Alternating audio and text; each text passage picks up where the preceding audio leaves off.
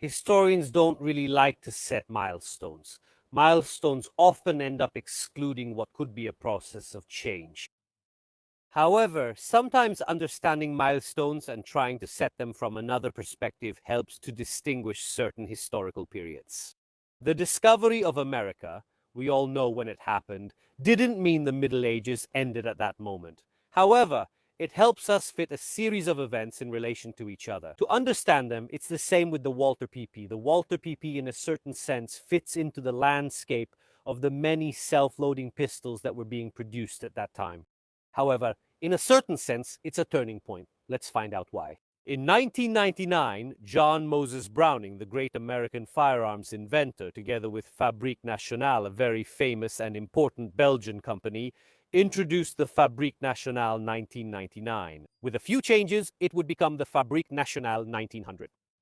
The Fabrique Nationale 1900 would be the first truly successful semi-automatic pistol. Before that, there had been some experiments and some limited military adoption.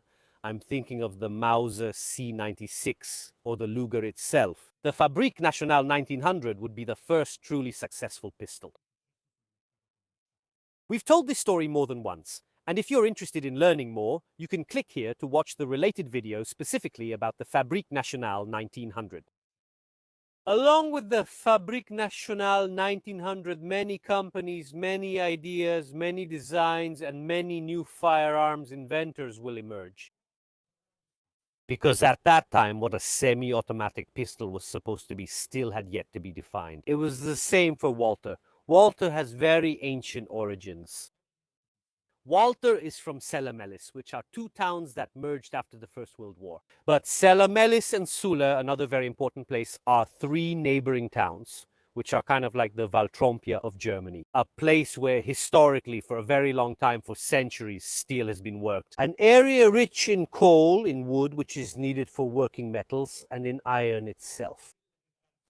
And there has always been the heart of Germany's arms industry, even long before, of course, well before German unification. Just think that the first mentions of the Walther family, a Walther family working firearms, muskets in particular, date back to the 16th century, while the oldest weapon we have, a musket with the name Walther written on it, actually dates back to 1700. So if Beretta boasts about dating back to the 16th century, well, Walther can also claim to be that old. The company in its modern form, we could say, was officially founded by Karl Walther at the end of the 19th century. Karl Walther initially produced smoothbore shotgun barrels. He also made parts for German military arsenals and, for example, produced Mauser-style weapons.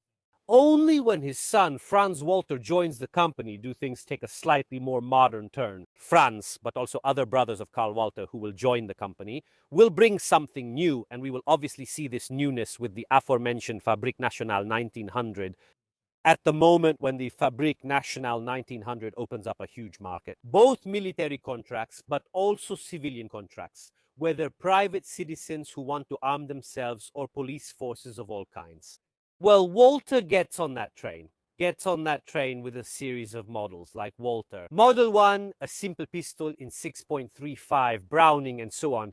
Moving forward with the numbers, Model 2, Model 3, the very popular Model 4. The Model 4 was a pistol in 7.65 Browning, which was also adopted by the German army in the First World War as Behelfpistole. The Behelfpistole program was one of the emergency pistols. Since Germany was not able to produce enough, Luger bought what he could on the civilian market from a series of, let's say, approved pistols. Loriano Franceschini wrote a beautiful Italian book that discusses this program.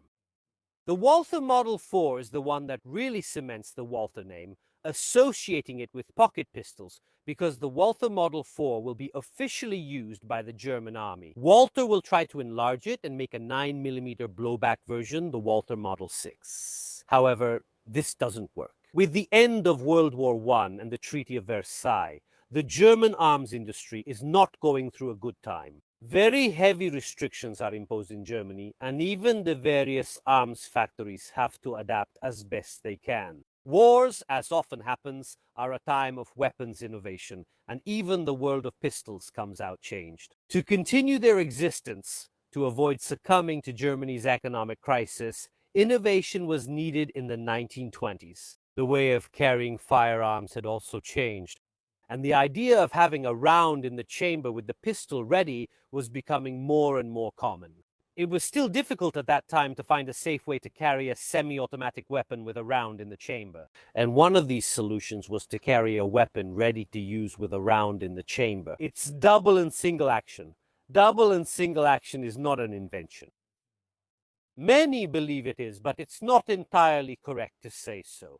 There are at least two different designs that predate this pistol, which feature an almost identical double-action trigger mechanism. The first one actually isn't very relevant to our story because it's a little different. It's a patent by a certain Sergei Korobin, a Russian, later Soviet inventor who isn't very famous. Actually, the most well-known weapon he made was the first semi-automatic pistol ever produced in the Soviet Union, the TK-26, which is pretty much forgotten today, but known and sought after by collectors. Another design, however, that had a huge influence on the trigger mechanism of the Walther Polizepistola is a pistol called Little Tom, in English, the Little Tom, Tomiska, named after the inventor whose last name was Tomiska, at the time an inventor in Austria-Hungary, but of Bohemian ethnicity, Tomiska. He was able to produce his pistol. He manufactured it both in Vienna and later in Czechoslovakia after World War II. It was quite a peculiar pistol, by the way, with the magazine being inserted both from below and from above.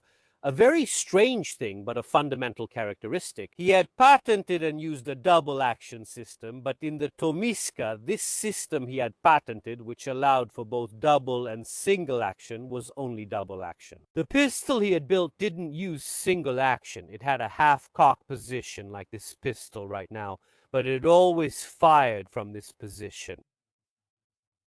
Fritz Walther, who was the main person responsible for the company's inventions, approached Tomiska and obtained the rights to produce his mechanism. It's not really clear why he didn't produce this Tomiska design. There are two speculations. The first is that he was waiting for the patent to expire so he wouldn't have to pay for it anymore. The second is that they essentially had design and production startup problems. The fact is that Fritz Walther, taking this trigger mechanism, went on to heavily redesign it. And if Tomiska's pistol was still, in a certain sense, of the old generation, it had this very interesting trigger mechanism, but ergonomically, it was still from a previous generation. Fritz Walther did an incredible job because he created a simple, elegant pistol with a modern design and the kind of ergonomics that we all know. Thus, at the end of the 1920s, the Walther PP was born, officially put on sale in 1930. The police pistol, the pistol for the police, quickly captured the entire market. That was due apart from its elegant look. Because, for example, it's a pistol that's also visually appealing, and the eye wants its share too. It's a much more modern pistol in terms of ergonomics that fits well in the hand, with controls that are easy to reach. It's a pistol that comes out of the early experiments before or during the First World War. It's a pistol from another generation. It will be widely adopted by police forces, armies, and the military. This one here in particular that we're examining today is a Walther PP adopted and stamped by the Luftwaffe. It will be extremely popular. So popular that it will push many other manufacturers and weapon inventors to create new designs to compete with this one. We've seen some of them. For example, we've seen the Mauser HSC, we've seen the Sawyer 38H. All pistols created to compete in the world of calibers, like the 7.65 Browning or the 9 short with the Walther PP. So let's move the camera, take a close look at exactly what this pistol is, how it works, and then, of course, we'll test fire it. And here we are taking a close look at this wonderful Walther Polizeipistole. Our tour, of course, starts as always with the markings we find on the gun. We can already see the Walther inscription on the grip, just to avoid any confusion about who the manufacturer is. Obviously, this inscription is also repeated on the slide of the gun, where we also see the inscription Waffenfabrik Walther, Sella Mellis, in parentheses, in Thuringia, Walther, patent caliber 7.65 model PP. It's like saying there's no shortage of information here to identify it. On the right side instead, we see again the Walther inscription repeated on the grip along with its serial number. The acceptance stamps are very interesting because, as you can see, it features the Waffenamt in various places. This PP was a PP intended for the Luftwaffe. These pistols were widely used both during World War II and before, as well as by military forces. But, as the name implies, by the police and therefore also by civilian authorities. What are the controls of the Walther PP? They are very simple and quite classic in a certain sense with the Walther PP and its double action. An ergonomics is introduced that we will find a lot, very much, in later firearms. It's an ergonomics, a method of operation that we simply know that the Italian user is familiar with. In the Beretta, we obviously have the trigger and the external hammer, which can work both in single action and fully in double action. When the hammer is cocked, we can activate this lever, which is a hammer safety, something we know from the classic Beretta 90 series in Italy. Also, because the whole mechanism, all of this mechanism, essentially comes from the design of the Walther PP, which, as we said, is the first commercially successful pistol to use this system. So we can lower the decocking safety lever, which drops the hammer and puts the weapon on safe. As you can see, at this moment, the trigger is completely disconnected.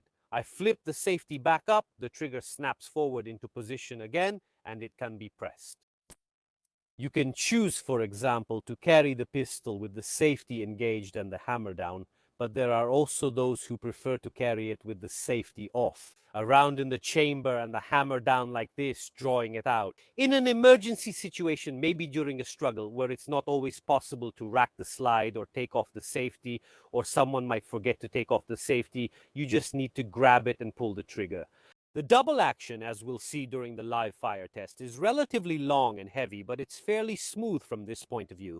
The only other control we find is the magazine release. We can press this button, which gives us access to a magazine that's also marked Walther Polizeipistole. And the caliber, the serial number, is replicated.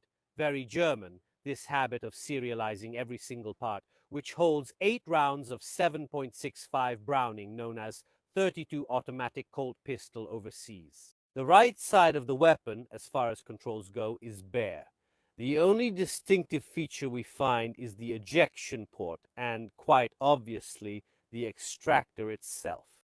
There's one final control, the hold open. We don't have an external hold open that works from outside. Because you see, if it's carried in a holster for concealed carry, in a pocket, or in these situations, anything that sticks out is just one more thing that can get caught and cause problems. For extraction, we can insert the magazine and put the weapon in hold open to deactivate the hold open. You can't do it with the magazine inserted because that's what activates it.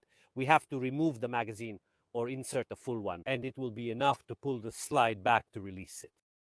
Better than nothing. I would have preferred, as always, a nice lever. But there's a very specific reason why it's not there. Simplicity, respect, reliability in extraction. In quotes, we could say, but its presence is already fundamental. We also notice the sights. They're quite small, but clearly visible. Of course, it's not a weapon for making sharpshooters at 2,550 millimeters, but for the purpose of defense. These sights are more than enough. Besides, under a certain distance, a good shooter uses more instinctive shooting techniques rather than relying on the sights. Let's also notice this machining work here on top of the slide, so that the reflection of light, whether it's from the sun or artificial light, doesn't obscure your view, doesn't blind your sight on the sights. Disassembling the weapon for regular maintenance is extremely simple. Well, it does require a little trick. You'll notice that the trigger guard can move outward, and this extension on the trigger guard is what stops the slide from being removed. However, as you can see, there's no way to keep it open. We've seen many pistols derived from the Walther PP, and the first one that comes to mind is the Makarov, that have a way, let's say, to hold this element in place. You hook it, move it to the side, you do this thing here, but in this Walther PP, there's no way to do that. So I found that you have to use a little trick, either by passing a metal object, a sort of awl, through this hole, in quotes. Or otherwise, we can hold it like this. With one hand, we pull the slide back, lift the slide up, and push it forward. Here the slide comes off, the recoil spring, and that's all of it. The weapon disassembled for cleaning. As you can see, it's a truly unique technological simplicity. But pay special attention to one thing, because you've seen it many times on my channel, so many blowback pistols. Here we're talking exclusively about blowback pistols. We've seen that many of them are disassembled in this way, even recently. The most recent one that comes to mind is the limited edition Colt 1911 in 22 long rifle made by Walther, which is a Walther Colt hybrid. It looks like a 1911, but you disassemble it exactly in this way. This design, this concept, even just how you disassemble and assemble the pistol, has been extremely long-lasting because it's a very simple way to do it. And we've seen many pistols that work exactly like this. On the slide, we notice the distinctive firing pin with its spring, and we can also see a bit how the hammer safety works. Notice that the firing pin is blocked. If you move the firing pin, here it is, it's blocked, it can't move forward when I put the safety in position. The trigger mechanism, besides being partially hidden in the grips, is a bit complicated. But fortunately, we can use the power of 3D graphics with World of Guns to take a virtual look and understand exactly how the trigger mechanism and the decocking mechanism work. So let's take a close look at the trigger mechanism of the Walther Polizeipistole. We've hidden a few parts that would otherwise distract us from how the firearm works. First of all, let's see how the single action works. We have a trigger connected to a transfer bar, which you could call a kind of sear, but it also serves as a cocking piece for the double action, and a hammer that interacts with it very simply. When we pull the trigger, we push the trigger extension forward, which in turn will pull this sear forward, which in turn, at this point, will release the hammer. Very simple in operation. When the gun recoils, the slide will push down. This element, by pressing on the same sear, will disconnect it from the trigger bar, thus causing single shot, the semi-automatic action. And the whole mechanism is reset. The safety of the weapon is a very precisely shaped element. Watch what happens when we engage it. Essentially, two things happen. First, it has a notch where the firing pin passes, which comes between the firing pin itself and the hammer. Here it is moving into position. At the same time, though, another notch pushes this extension downward. This extension that acts again on the same sear we saw before, releasing the hammer itself. And it's basically like pulling the trigger, except that the notch here in the position protecting the firing pin is already present. So the hammer hits it and not the firing pin. This way we lower the hammer.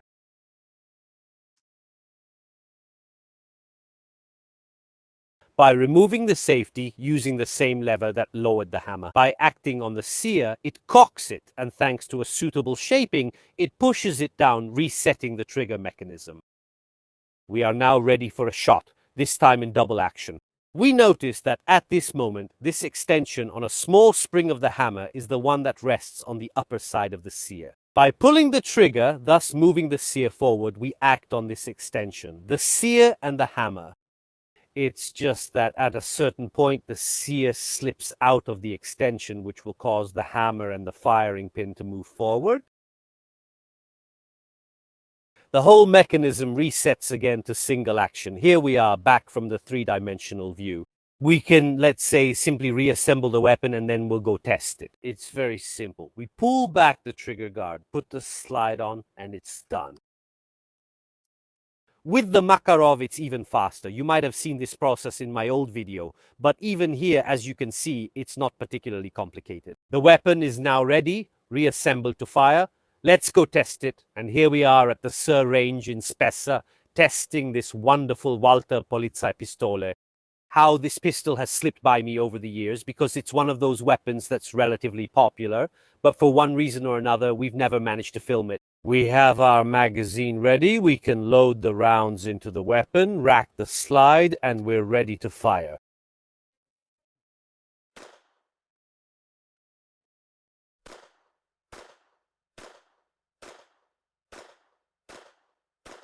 I didn't reset the trigger properly on the first shot, so what can I say? It's a peculiar pistol in a certain sense. The trigger system, now let's try it in double action as well, is a bit more complicated. And maybe now, with the first shots I fired, the reset confused me a little. There's one thing to say, right? We've said that this pistol, as a pocket pistol, was a very important step in this world. It was a real revolution in this sense, after the Fabrique Nationale 1900, which paved the way for all these small pistols. The first one, which in a certain sense has a modern ergonomics, we could say, is this one. Let's fire a few more shots here. I have to say that for my hand, I find it a bit short down here, but after all, that was to be expected. With the pistol of this size, as you can see, I can't rest my pinky finger. Let's reload and try it again. Okay, let's engage the safety. We cocked the hammer, and now, ideally, a weapon like this, because there's a hammer for weapons like this, ideally, these weapons are carried with the hammer cocked, but with a round in the chamber, so that once I draw it, I can immediately start shooting. Oh!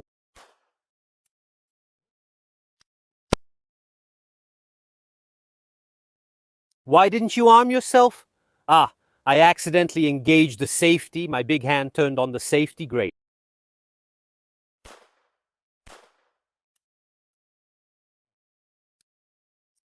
Sometimes we have a malfunction. Okay. Take out the magazine. Yes, sometimes it jammed a couple of times.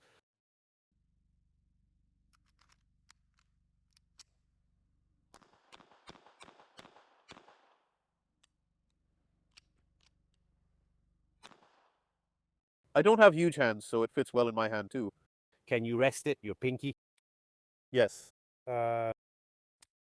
So a little tight, but I can manage. Go ahead. So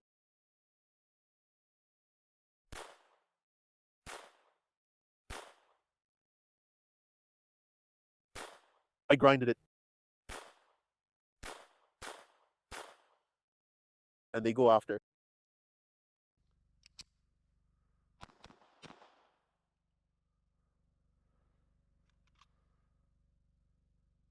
It's strange to think that some weapons can have a very interesting history. We know that, but this PP is proofed, as we've seen, it's marked Luftwaffe. Now, when you see the PP or the PPK, you think of James Bond. But I wonder if this one flew over London in 40. It would be interesting to find out its history. But we have another magazine.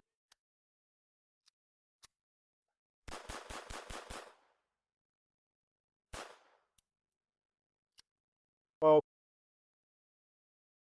sometimes it doesn't have a perfect strike, but this gun, the owner didn't shoot it much. It was very, very oiled to be preserved, so sometimes it can happen that a bit of oil gets into the firing pin channel. It's not the gun's fault here, it's my fault because I should have cleaned it before using it. It's beautiful, it feels very stable in the hand despite its size. The slide, of course, is a blowback weapon, as we've already seen, and the slide is quite heavy, which, oddly enough, makes the recoil quite mild because you don't get all the energy at once, but it dampens it a lot. This recoil, besides being quite significant, is also very easy to handle. Even, for example, with gloves, I usually wear gloves to do these things, and I can grip the whole weapon perfectly without hurting myself. The Walther Polizeipistole was successful, and for a very specific reason, it was successful. Because ergonomically speaking, it was a big step forward compared to all those other pistols. In 7.65 and 6.35, let's say, for concealed carry, that had appeared up to that moment. And for this reason, even today. For these reasons, it's popular. As you may know, work in Legnano. I'm at the shooting range. I see so many, not security guards, but people with concealed carry permits who come to us, who come through our ranges. And I'll tell you, there are still people who use them extensively for self-defense purposes. It remains an absolutely very effective weapon from this point of view. Thank you all for watching this video. As always, remember that these videos are created by Vlad Spara Storia. Vlad Spara Storia, like today, is the owner of this weapon who came here to let me try it. Often without people like you, my videos wouldn't be possible. So, if you have interesting weapons hidden in your safe, write to me. If you want to contribute directly to the channel, consider subscribing or buying the t-shirts. Subscribing gives you access, for example, to exclusive early content and obviously helps support the fixed costs of the channel. I assure you that you earn almost nothing by bringing weapons on YouTube. If you don't want to or can't, at least consider leaving a like, a comment, and subscribing to the channel. It's completely free for you. It means a lot to me and really helps me out. That's all from Campus here again, and as always, I'll see you next time.